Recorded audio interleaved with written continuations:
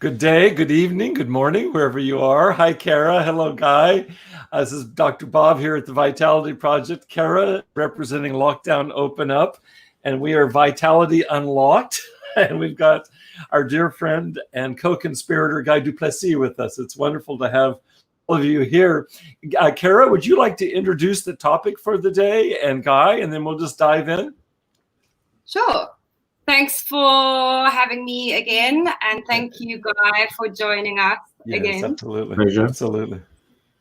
Yeah, I've been wanting to chat about this for a while, and that is about benzodiazepine, which has really stuck up since Jordan Peterson's daughter, 𝗕𝗲𝗄𝗵𝗶𝗰, came out to address the public about Jordan Peterson's disappearance late last year. Guy and I think you too, Dr. Bob, are sort of followers of Jordan Peterson. I do it vicariously through you and Guy.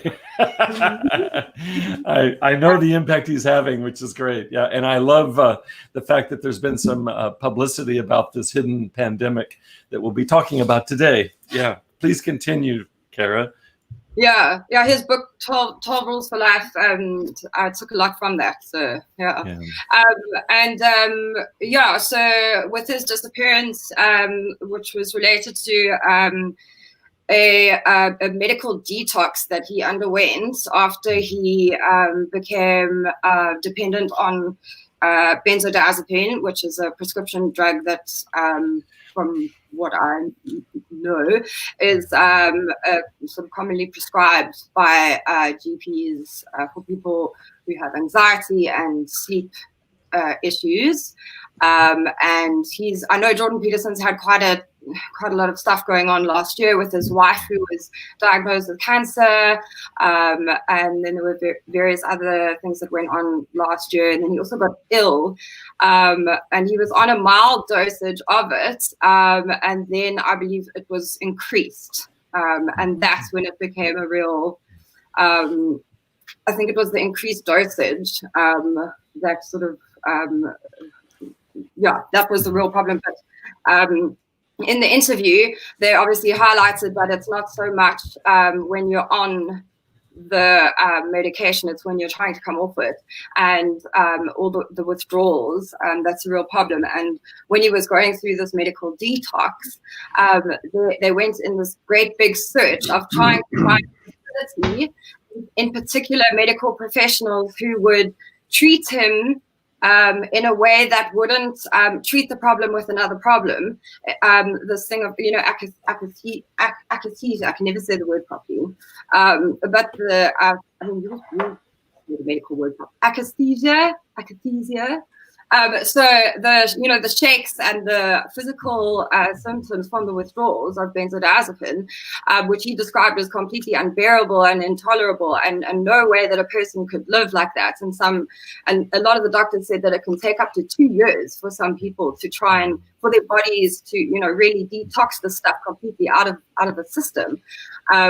So they went all over America to try and find professional care for him to really come off of the stuff, and they just were at a complete loss to find doctors that wouldn't just try and just give him more medication just to treat the symptoms. So they went to Russia, to Moscow, and found an anesthetist to basically sedate him, so that for the entire time while he was detoxing, he would essentially be asleep, so that his body could overcome all these withdrawals. And the interview that his daughter did, it was about I think 2 weeks after the detox period, and he seemed to think that he felt well enough, but wasn't entirely convinced. And what really grabbed my attention was the amount of medications and prescription drugs that either contain benzodiazepine and the lack of awareness and I think education about this.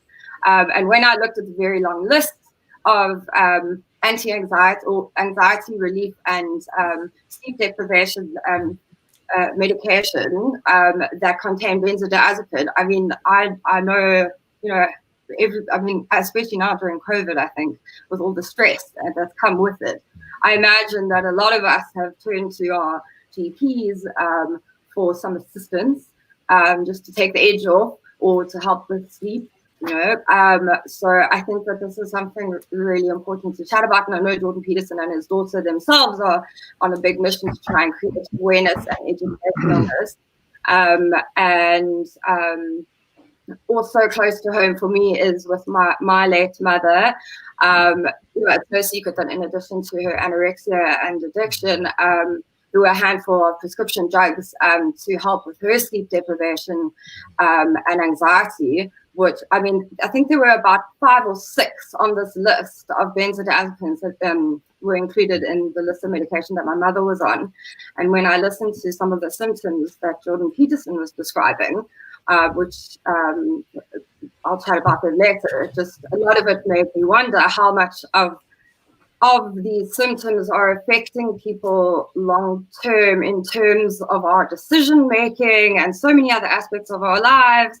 And again, why I think it's so important that we chat about this globally and have professionals such as yourselves to talk about it in different levels. So that's what we're talking about today. Thank you. Yeah, thank you. It's an excellent introduction. Thank you, Caira. I just want to register something briefly now and then hand the mic over to Guy. I went in the hospital because of addiction to benzos, and so I was in treatment for that. And I can speak firsthand to my own experience, parallel in some ways to Jordan Peterson's, and in some ways it's different, but I'd like to hold off on that. I'm very happy to discuss it. I feel like I definitely know this experience from the inside, and you know it via your mother. And Guy, I'd like to defer to you, any comments you have to make. And at some point, I'd like to comment on my own experience in hopes that it will serve others that could use some information. I had none. And so I basically started from when I went in the hospital. And I'll talk more about that experience a little bit later. But Guy, I just love to check in with you, and any experience clinically or otherwise that you have would be of great value, dear friend. Sure, thank you. Yeah, most of my experience comes clinically, where the treatment centers I've worked in have had several instances of people that were addicted to benzos, and I think what struck me the most was the severity of the withdrawal symptoms. I mean, there are few systems that are few psychoactive substances that are life-threatening when you detox from them, and one is benzos, and also barbiturates, which aren't that common anymore. And the other one is alcohol. You know, you can actually die from alcohol withdrawal, but alcohol withdrawal is fairly short, and you actually get prescribed very often benzos to prevent the seizures from alcohol withdrawal. But certainly the benzodiazepine withdrawals I've witnessed in people in treatment has been horrific, just because the amount of time that it takes. And what you were describing there, Caira, I think it's 𝗕𝗲𝘄𝗵𝗲𝗺, something like that. But it's basically a sort of incapacity of sitting still, which is very similar to what heroin addicts experience in acute withdrawal, which is a incredibly unpleasant, I mean, unpleasant is an understatement, experience where your muscles have this constant need to move, and whether you sit down, whether you stand, whether you do whatever, it just doesn't go away. It's like having an itch that you can't scratch.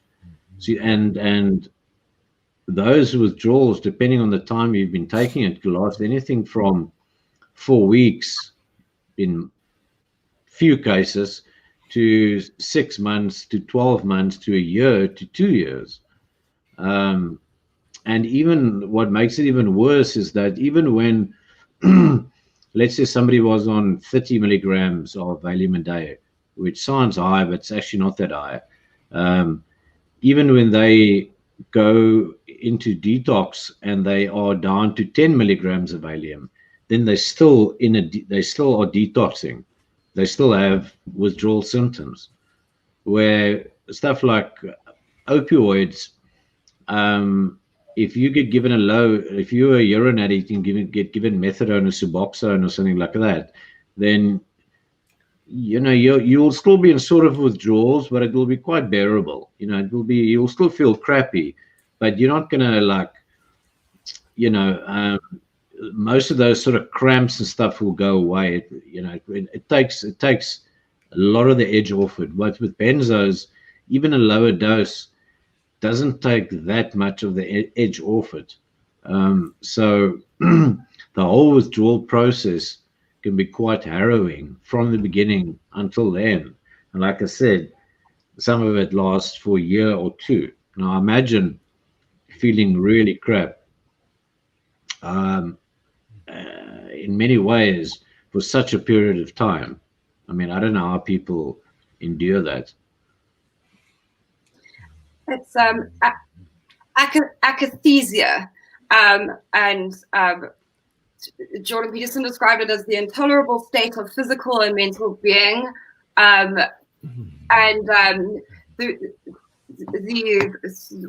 just wanted to, because what you just said now, why I was touching on my experience relating it to my mother, was that one of the prescription drugs that my mother was on, I know that at one point they withdrew it from South Africa. It was off the market, but she tried to. There was access to it through other ways, and I remember. I mean, my dad and I have recently spoken about this, that the withdrawals that she had from it, and going to one particular GP in desperation with her withdrawals, saying, we need to give her the stuff, otherwise she's going to go into cardiac arrest, essentially. If you look at the long list of, I think I did send it onto the 𝗕𝗲𝗄𝗿𝗄 project to post on here. There's a long list of most of them, but I thought it would be also good maybe to clarify some of just the most common that people would know. Benzodiazepine, it's things like Valium, and I think some of the more common ones. I think Lexamol, isn't that like a common one in South Africa? Maybe just to also not freak people out, because I know that everyone's going to sort of go, oh dear, if I'm on this, is this going to be but at the same time, aren't we only supposed to be on this stuff short term and not forever? Because that's the problem. 2 weeks at the most, 2 to 4 weeks at the most. That's what they're designed for. So again, where's it going wrong? Yeah. Well, so any benzodiazepine use longer than 2 to 4 weeks is going to create some type of physiological dependency, even after such a short term of use. The same as opioids. If you put an OxyContin or morphine for 4 weeks in a hospital due to some back injury or something, you are going to experience some degree of withdrawal symptoms when you stop. And benzos are the same. I think opiate withdrawal is a slightly more rapid onset, but benzos are pretty short as well. So it's literally a couple of weeks and you run into trouble. And it's so dangerous is because it seems so innocent. You go to the doctor and you say, hey doc, I'm feeling a bit anxious, or I'm going through a divorce, or my kids are giving me trouble and I can't sleep and I'm anxious. And the doctor goes, well, let's prescribe you a couple of sleeping tablets, or something for anxiety. A Xanax, which is, very big in the States, called Xano in South Africa. That's 𝗕𝗲𝗄𝗿𝗄, very commonly prescribed. So, it's not like you're going to score something from a drug dealer in downtown LA. You're going to your doctor and he's prescribing it, and it seems all very safe, and it's a innocent looking little pill. So after that first prescription, you might go, wow, this stuff really worked for me, because if you're really anxious and you're really having trouble sleeping, this stuff does wonders. And 𝗕𝗲𝗄𝗿𝗄 and several of those benzos has got also a euphoric effect. where Valium, not that much euphoria, but certainly calmness. But you take 3 or 4 Xanax, which is what in the States was part of the OxyContin epidemic. Was they used to mix OxyContin with Xanax, and it gives a really nice buzz. So people think it's an innocent tablet. They think it's like taking a headache tablet, you know, like a Disprin or something. And they don't realize, and I don't often think the GPs warn them of that. And a good GP would warn them and say, listen, this is a short-term thing. I'm giving you a 2-week dose and that's it. But often the person would try and maybe go back to the GP, and the GP would say, listen, I don't want to give you again because you're going to develop the dependence. And all they need to do is go to another GP and then say the same thing, and then they get another 2 weeks. And then you get what they call sort of doctor hopping.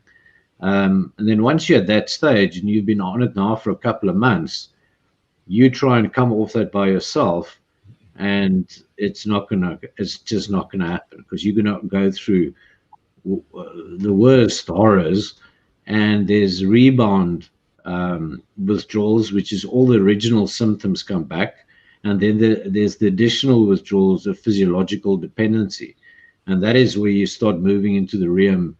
You know, physiological dependency on its own doesn't define addiction. Like people that's in hospitals for pain medication and they come out and they're physiologically dependent on morphine, that doesn't mean they're an addict. It just means they're physiologically dependent, and the doctor can help them wean off and they're out of that. But that is where the physiological dependency is very quickly going to move into full-blown substance use disorder. And once that has been established, then there's a very difficult path lying ahead for the individual to try and get off that, and also find a doctor that is medically educated enough to do a proper benzo detox with them. I mean, like that video of Jordan Peterson, he tried several hospitals and doctors and the best clinics all over the place. And the guys got enough money to go to the best rehabs. And even there, the best thing they would offer is to either put him on a different benzo or put him on a lower dose. And then that would be for months and months and months. Slow tapering while you're feeling really crappy most of the time. I'm interested. I can see Dr. Bob. He's been a bit quiet, just observing and waiting for us to. But I also feel at the same time, and maybe Dr. Bob will respond to this. But where does the responsibility lie then? If so, I mean, I know in some cases young children who are being prescribed medication to sleep because of anxiety. And the mothers are, being prescribed by the pediatrician. And I don't think this is merely mentioned. And some children who've been on it for over a year, every second friend I know is on one or other of the very long list of medications containing benzos. Some people have been on it for about 10 years, and they're now in mid-40s. So it's not that they're in their 80s. So surely, as far as getting educated on this sort of thing, I mean, I feel that it needs to come with some sort of a video discussion like this. Click on this link, like a QR code, and you can go and get educated before you know what you're getting yourself into, before you're going to want to go back to your GP and repeat that prescription. I mean, I know that a lot of GPs will sort of take the stance that, we're just the doctors, we're just the medical advisors. We're not here to do everything else. But at the same time, I mean, this is becoming a pandemic, or it is already. And I also understand that in the cases where you have people who are, on the verge of suicide because of their anxiety and sleep deprivation, then there's that argument. But yeah, into Dr. Bob and his response, please. I went through a breakup in a relationship right around the turn of the millennium, and I went to my GP. My GP was nationally known. He was on the cover of Time magazine as one of kind of the young, innovators in medicine. And he was on the faculty at UCLA here in Los Angeles. I mention that only because he was one of the good ones, apparently. He wasn't, you would assume he would be up on things. He prescribed me Ambien to sleep. I didn't sleep after this breakup. I was in some form of PTSD, I think. And I continued more on than off of Ambien for the next 10 years. And I never deviated from, I took one pill a night. I took one pill a night. And, but I was also increasingly drinking during this time, which is completely contraindicated. That's not his responsibility. That was my decision. And after about 10 years, owing to the relationship I was in, I'm now with my wife, we made a mutual decision that I would stop drinking. And then the shit hit the fan. Because as soon as I stopped drinking, the one Ambien a night wasn't enough to put me to sleep. And my wife had a bottle of Ambien that she'd had for about 5 years. She doesn't take aspirin. And so I began pilfering her Ambien, which you think that's not a very bright idea. Well, part of what goes on in any addiction is not very bright ideas. At the end of my finishing up, because now I went to 2 Ambiens a night, and it was to sleep. I didn't get high. It's what I needed to sleep, but I was no longer drinking. At the end of that pilfering of her bottle and running out, I mean, think about the judgment in that. There's going to be a judgment at some point, but it never once occurred to me that this is going to be a major fucking problem when I have to come out with this. So I came out with it. The morning I came out with it, by noon that day, I was in a hospital locally. She was infuriated about the whole situation. And I'm kind of simplifying it, but I went in the hospital and they put me on detox for Ambien. And what that was is that I was in detox for 4 days. They put me on massive dosages of phenobarbital and a couple of anticonvulsants, because what both of you are talking about is true. If you go off of that, you can convulse and die, basically seize up. And after 4 days, my insurance ran out and I was released, and they said, you're detoxed. At that point, my partner, we weren't married then, she kicked me out of the house. I went to live with my sister and didn't sleep for the next 10 days. So I wasn't on no more Ambien, didn't sleep for 10 days.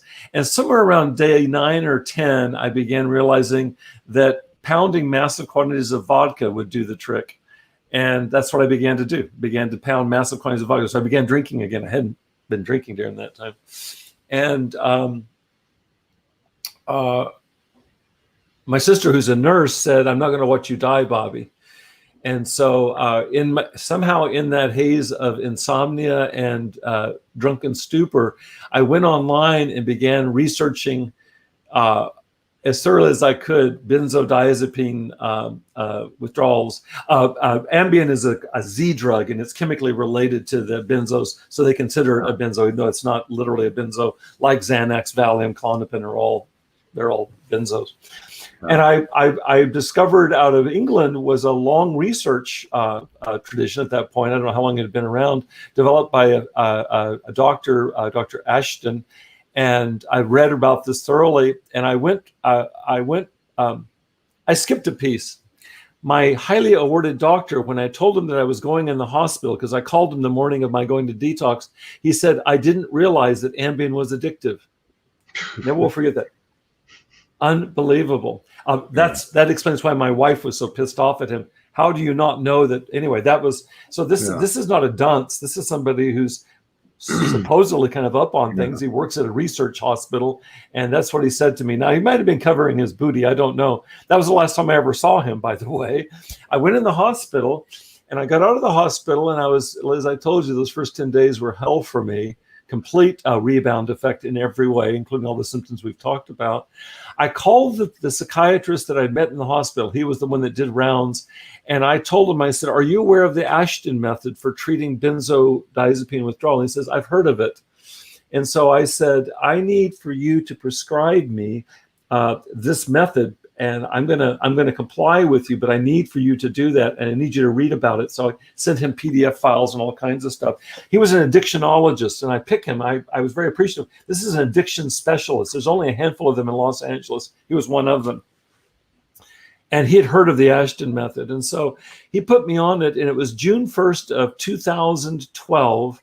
And what it was is they matched me Valium for Xanax, Valium for Ambien. They match it in terms of the therapeutic dosage of the benzo effect in the brain.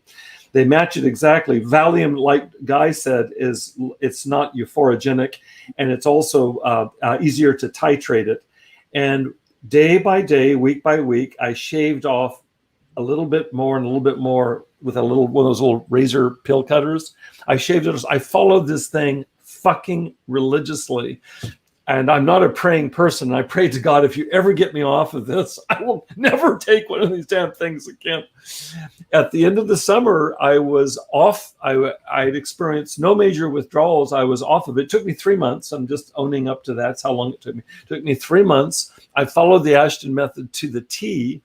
I was off of it. In fact, I can still remember getting out of the car with Colleen, and there was a Valium on the ground. It was somehow it had fallen out of whatever. She actually monitored it, by the way, too, at the beginning, and then she realized I was sincere about this. And I'll never forget this. It was on the asphalt, a little white round, Valium, is that I looked at it and I ground my heel into it. And I can remember that wasn't, she wasn't there. That was just, I was aware that that was symbolic for me, that there was no lure to that. I didn't experience withdrawals because of the Valium taper. I experienced only withdrawals before that. At the end of that, well, I never did benzos since then. That's 8 years ago. Guy, to your point, I experienced, it's the first time because I had started drinking and drugging in midlife, but I'd never been chemically addicted. I just never got chemically addicted. But I did get chemically addicted to Ambien / all the rest, and that scared the living shit out of me. To be where you cannot function without this. In other words, the kinds of symptoms you're talking about with Jordan Peterson. One final thing I want to say is that the doctor that I met with in the hospital, he was the one that worked with me through the Ashton method. I think he was doubtful when he first met me. He thought, I don't know if this guy's for real or not.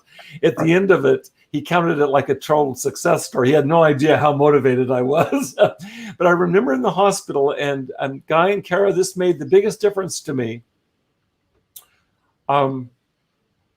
His name is Jonathan Reitman, is the physician. I'm happy to name him because I've referred a lot of people to him over the years because of my work in addiction. He's an incredibly skillful doctor. He just needed a little more education. I remember this is the turning point. I was in the hospital in detox, and we were subjected to insufferable 12-step meeting after another.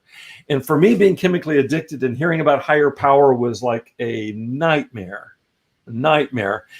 Because there was not I didn't feel like there was any addressing what I felt going through my veins, which was this huge chemical dependency. I later came to appreciate the 12-step program, but not in the hospital. That's another story. But the first ray of light I had in those 4 days was Dr. Reitman came in and he gave a lecture. He knew that he had met me he would sit at the foot of my bed, and I'm lying there just like, either stoned on phenobarbital or in withdrawal. And I told them what I'd been addicted to, and he came in and he gave a lecture, and it was directed to me. There was about a dozen people, and I was the only one in there that wasn't addicted to opioids. In fact, I was teased by the other patients because they said, dude, how many Ambiens did you do? Did you get all fucked up and shit? And I told them I did 1 and finally went to 2. They just they scorned me. And rightfully so. And anyway, Dr. Reitman gave a lecture, and I remember him writing it on the whiteboard there. He talked about the tolerance, and he was using Xanax. The whole lecture was on benzos, and even though I'm not in a well state of mind, I comprehended what he was talking about. It really went in. He talked about the half-life of the Xanax, and so if you take 1 Xanax and have a certain, let's say, therapeutic effect, and that would include all the things that you were talking about, Guy, in terms of euphoria and relaxation, et cetera. He said, in order to, as soon as that begins to dip down, in order to get that same therapeutic effect the next go around, after however many hours after it's passed its half-life of useful therapeutic effect, you have to double it. That's how quick the tolerance is for Xanax.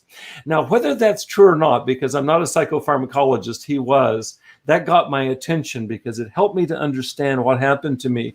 And I'd maintained this balance over the years quite unconsciously. My physician didn't know that, my GP didn't know this, but I maintained a balance with some combination of alcohol and Ambien, increasing to alcohol, because that's how I managed the sedative effects. I wasn't taking more Ambien, I was just drinking more and more. So if you knock out the alcohol, it stands to reason Bobby's going to need a lot more of something in a hurry. I stole my wife's prescription until I ran out. They put me on phenobarbital in the hospital. That did the trick. But when I got out, it was a nightmare. I think that Jordan Peterson, I've not read the specifics of this. My guess is that's almost 10 years ago. There's probably been advances. At the time that I did this, and I've written it in the chat function here, I've written the most commonly prescribed benzos here, along with what you sent this morning, Caira. I've also written down the name of the Ashton method. At the time that I did this research, which was a little bit less than 10 years ago, it was the state-of-the-art, most evidence-based approach there is to benzo withdrawal and treatment. And I swear by it because it made the difference for me. And I literally did not experience any untoward symptoms, nor at the end, to your point, Guy, nor at the end of that summer did I have any addictive cravings. There were zero. It was just slowly getting chemically unwithdrawn. And so there was that chemically. I want to say one other thing is it took me another 4 months to get my head or my brain back on board. So I didn't experience withdrawals by the end of that year. It was my introduction. I also had no background as a psychologist. I had no background in post-acute withdrawal. We didn't study that, and that's no one's responsibility except for mine. So I had to learn about post-acute withdrawal syndrome from the inside, or pause. And so from September, well, basically that whole summer and then through the fall to the end of that year, I was in post-acute withdrawal. And what that meant is that cognitively, emotionally, even physically, I was not in good shape. I was not craving benzos. I think I might have wished that somebody would push me off of a cliff because I was so up and down mood-wise, and cognitively, I was still in a haze. By the end of that year, so 9 months after having gone into detox, Colleen, who's now my wife, Colleen said to me, "Bobby, you're back." And I felt back. It took me that long. So it was 9 months, 3 months of the summer to get chemically unwithdrawn. That there's that piece. And then the hypofrontality that's associated with any addiction, including benzodiazepines, which means it just wipes out the frontal cortex. I suffered that really palpably and consciously. I mean, I could feel it. I felt like I'm not home. I wondered if I was ever going to come back. I felt that through the end of 2012, which is about exactly 9 months after having stopped most of what I did. And that's my story, you guys. I'm very aware that in the last several years, because of the opioid epidemic primarily, I would imagine my first GP is much more aware. He certainly was for my story. I let him have it.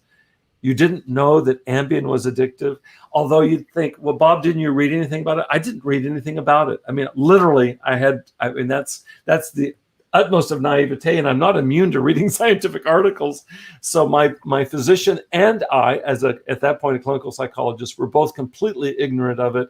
I doubt that he is anymore, and I think that increasingly, not only in the US, but I'm sure in South Africa, medical personnel are becoming much more aware of this, and conversations like this become part of consciousness raising. I've taken this on as a mission. I've worked with a lot of patients over the last 10 years that have been addicted to benzos, and I get them to work with somebody like Dr. Reitman as quickly as possible, because if they try to stop, it may kill them, and or they won't make it, because you cannot. I had one client say, you cannot barbecue in your own adrenaline. You cannot barbecue in that kind of cortisol or adrenaline rebound effect. No one can sustain that. So you'll either turn to another addiction and or just go back to the benzo addiction. So we've got to find skillful providers that will provide the support. And then the other thing is just education. And I think that's happening very rapidly now. It's still a long ways to go, is that now, doctor shopping and so on is becoming more and more difficult to do, because now we've got national networks where if I go to 2 doctors for the same medication, they can track it. We've got a long ways to go, but it's not where it was even 8 years ago, for which I'm grateful. That's my story, you guys. Yeah.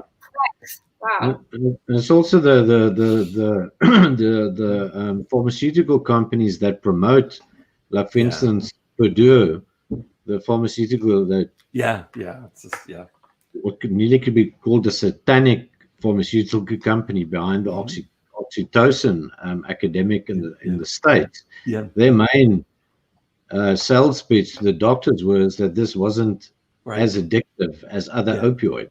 Right. Now, how you could possibly, I don't know, I mean, it's obviously that doctors aren't stupid, you know, but I mean, how they could spin that an opioid that is 10 times stronger than the other opioids you could buy is less addictive.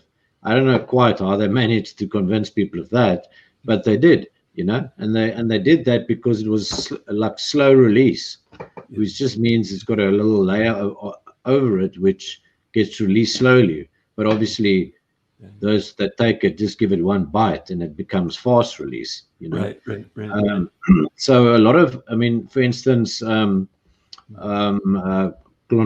is also one of the K. I can't remember the name now, but also one of the K drugs that falls under benzos, which in South Africa they call Stilnox. I remember about 15 years ago that was widely prescribed in treatment centers because it was hailed as the new sleeping tablet that's non-addictive. You know, the non-addictive sleeping tablet. And within weeks and months, everyone started to realize, hang on, this shit is as addictive as any other sleeping tablet. There is no benzo or sedative. There is no effective sleeping tablet or effective sedative that is non-addictive. That's exactly right. Whoever will discover that will make trillions, you know. So in the same way that there's no painkiller that is non-addictive, you know, they just can't seem to develop that, and they've been trying for a long time. I mean, there are painkiller, there are pain suppressive medications, that's not opioids, but it's not in the same league as morphine or even codeine. Let me mention something, Guy. Let me mention something here about education. It gets back to Caira's question. It came up as I was listening to you, is that I've spoken at this point now to a lot of physicians about their training, and I know about my training. I got my PhD in clinical psychology back in the 1980s, and I didn't have one course in addiction treatment. I had one lecture in 6 years of a doctoral program, one lecture. Nowadays in the States, to get through a doctoral program, or for that matter, a master's program in counseling, requires a single course. If you think about the statistics, which in the US suggest that up to 50% of clients coming to see a therapist, psychologist, marriage and family therapist in outpatient practice, up to 50% are presenting with clinical diagnoses of addiction disorders, substance use disorders, alcohol and other drugs. You can imagine that one lecture wasn't quite sufficient. One course doesn't even begin to scratch the surface. No, exactly. Now, when I talk to physicians about this, they'll say that they didn't have any courses. They might have had one series of rounds, grand rounds, when they go around to hospitals on addiction. Is that historically physicians, there's no excuse for it, but they would be very seducible, as are psychologists, by pharmaceutical companies that are giving you tons and tons of vacations, etc. Be very seducible because of just radical ignorance. That's changing now, but only in the last 5 years. And so you have at the highest level MDs and PhDs in clinical psychology that have one course or one internship rounds dealing with addiction. You and I both know that's not going to be sufficient to dig deep enough to understand the specifics of any of these addictions. It's the same with my training up to master's level, and my training as a registered counselor. I didn't do a single course in addiction studies, not a single course, not even a 6 months course or lecture or nothing. There was nothing. I mean, I did my master's degree in addiction, but that was because it was my choice. So most of my other professional colleagues had no training on it whatsoever. And those people will see addiction clients all the time.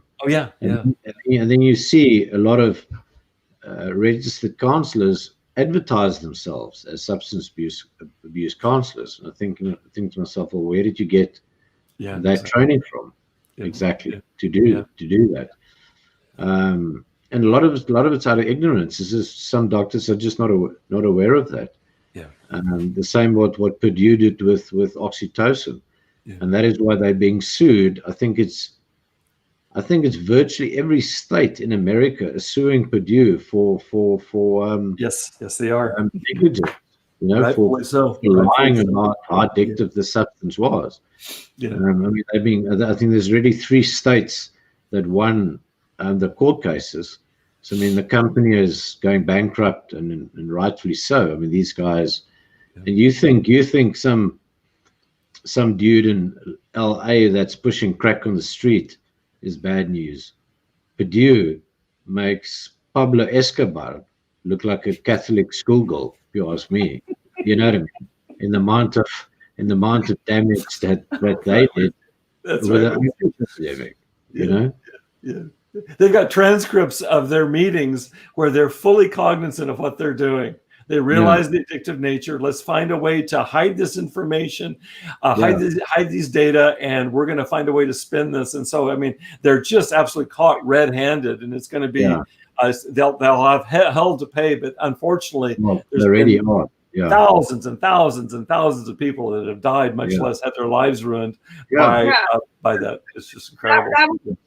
What I want to touch on is that, let's say that at the moment nothing can be done about how people are being prescribed this stuff by GPs, or but if people, I'm still on this sort of mission to try and highlight how bad do things really need to be for someone to voluntarily go, okay, I'm going to now venture into this prescription that the doctor has given me to alleviate these anxiety levels or whatever, sleep deprivation. And this is because I'm talking about every second person that I know who is just casually taking this stuff. And I saw somewhere Jordan Peterson recently said, there's so much we can do first before casually taking this stuff. And that is the problem, is that it's GPs who are just to take the edge off. And again, bringing this back to lockdown, especially because of everything that's happened, the stress levels are high, people have lost jobs, the divorce rate is higher than ever, suicidal rates.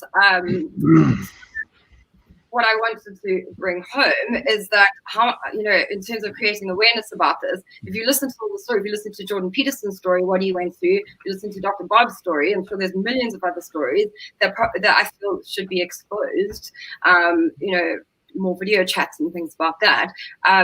If people need to take it on themselves to do the research and to get information like this, more channels and stuff, other than having to go and read extensive encyclopedias and things like that, medical, I'm just to bring it home onto ground level for,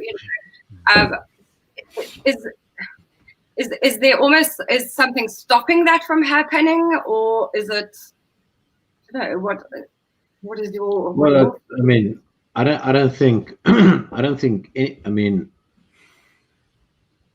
if you go and score cocaine from your drug dealer down the street and get addicted to it, then you can't really say, "Oh, my drug dealer never told me cocaine was addictive." Your choice at the end of the day, right? Yeah, and obviously, it's sort of general knowledge that stuff like cocaine and crack and cocaine and urine is addictive. That's why it's illegal. But I mean, just because something is legal doesn't mean it's not addictive. But I think in this day and age, really, I mean, until about 10 years ago, 15 years ago, when the internet wasn't there, I think it would have been very difficult for some middle-aged housewife to get information about whether the Librium she's taking, which my grandmother, by the way, was addicted to for 18 years without knowing it, is addictive or not. Where would they see that unless they go and buy a physician handbook somewhere? Or if you come or when they try and come off it and they realize they're going psycho. But in this day and age, I mean, if you're going to take a new medication, if anybody prescribes you medication, the first thing I'm going to do is go on the internet and just quickly read about it. And if I type in Valium, the first thing that's going to come up is an highly addictive benzodiazepine and da. So I mean, if you're taking Valium in this day and age, and you're not aware that it's addictive, then you're either an idiot or you're very ignorant, you know. So even Jordan Peterson, I mean, you know, really, he should have known a little bit better. I mean, the guy's a PhD psychologist. He has written dozens of articles on addiction. I'm sure he could have Googled once, is clonazepam addictive? And it would have been, yes, highly addictive, you know? So one can't blame it all on, it's like blaming your drug dealer for your urine addiction. Now, whether you get it from a doctor or a drug dealer, you also have some type of responsibility. I mean, I read the pamphlet when I take a normal headache tablet. What's in here? You know. So the people need to take self-responsibility. And you know, to answer your question, it's very easy. I think in later life, that's why you don't get many 20-year-olds addicted to Valium. But in later life, you know, as Bob will tell you, when life grinds you down at a speed faster than you would have hoped for, you do get to certain experiences where things are just radically overwhelming, especially when you have children and it's marriages and it's divorces and it's custody battles. Then there really are times where you feel you can't cope.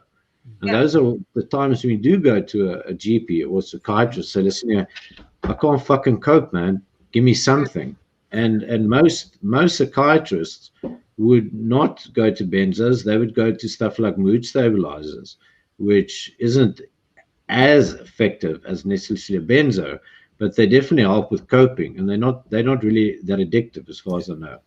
Surely then it would be on something like that if a psychiatrist knows that the patient has addictive personality or addictive, rather go on something like Epitech. But they'll also very easily write a script for a couple of benzos. But GPs aren't that familiar with psychiatric medication. For instance, the mood stabilizers and the antipsychotics. Therefore, their first line of defense is benzo. You know, they're not going to write you a Dopacol script or Seroquel, because that's not what they specialize in. Those are really psychiatric medications where doctors are trained on psychiatric. That's the area for psychiatrists. So at least the psychiatrist has got a wider palette of not a psychoactive substances, just substances to choose from, because a lot of those substances like Seroquel at low doses or whatever is not euphoric, so it's very difficult for people to abuse it. Let me reinforce something you're saying, Guy, and then we're going to have to wind up in just a second, you guys. I have to transition to another group in just a couple minutes. I really appreciate what you said, Guy, about responsibility. My father was a psychiatrist, and Dad was old school by definition. By definition. And so my dad was raised in the era where doctors were gods. And you went to them and you paid them obeisance. Probably was a good doctor. That was challenging as having him as a father, because he carried that same attitude as a father. But Dad was raised in an era where you never questioned a doctor. And Guy, to your point, you didn't research shit. You just deferred to the doctor. I don't think there's an excuse in this age. So we're now one or even two generations later than my father's generation in medicine and psychiatry. I don't think there's an excuse for us as consumers to give that kind of authority to anybody, least of all physicians. I think we can come in and ask intelligent questions, be an informed consumer, challenge things that don't make sense. It's honest to do that. I think I fell right in the interstice between my dad's generation and this current generation. Yeah, and I own up to that. I think I deferred in a way that I shouldn't have to a physician that was my age, and I wouldn't do that and won't do that again. So I really want to reinforce this idea of taking accountability and responsibility for what we ingest for medical purposes. Should we psychoactive drugs? Should we sue McDonald's when we get overweight from eating too many exactly. Big Mac triple upsize extra large meals? Yeah, that's exactly the same idea. I'm right with you on that. So I think to your point or your question, Caira, that's what we can do. For those of us, I care a lot about this because professionally I deal with this. I am very happy to voice at every opportunity a need to confront the ignorance that's out there, not only in the lay public, but also in the professions. And I've taken that on as a mission.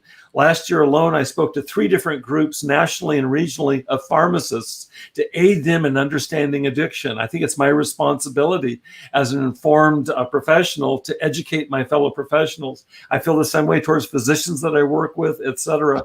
But I think also a takeaway from today's conversation is that we as consumers, we as the lay public must take responsibility. And so this old idea, like I said, with my father's generation, of allowing people to dictate what we're going to take into our bodies at great cost, that needs to end immediately. And so I feel just as strong a charge along the spirit of what Guy is saying to inform lay public to be, we have too much information at our disposal to shirk that responsibility. That's in our lap. That's our responsibility. So I agree with that for sure. Yeah. You guys, I need to wind up for right now. Caira, thank you for suggesting this topic. Guy, thank you for bringing your incredible expertise and brilliant mind and soul always. It's such a pleasure. Such a pleasure. It was a pleasure, Bob. Thanks. Yeah, thank you. Thank you. We'll follow up next week, Caira, with you and I meeting, and it will be our last meeting together for the foreseeable future. So everybody come back in a week to see Caira and Dr. Bob for our grand finale. Guy, thank you for being so supportive. In fact, you're the one that initiated my contact with Caira, for which I'm very grateful. Thank both of you. Be well in South Africa. We connect nicely once I set up that contact. So say it again, Guy. I missed it. I said, Neil, once I set up the contact, I knew the sparks were going to fly. So. You've done that more than once, my friend. No. Be well, Guy. You too, Caira. Good evening to you guys. We'll be in touch again. Thank you, guys. Bye-bye for now. Bye.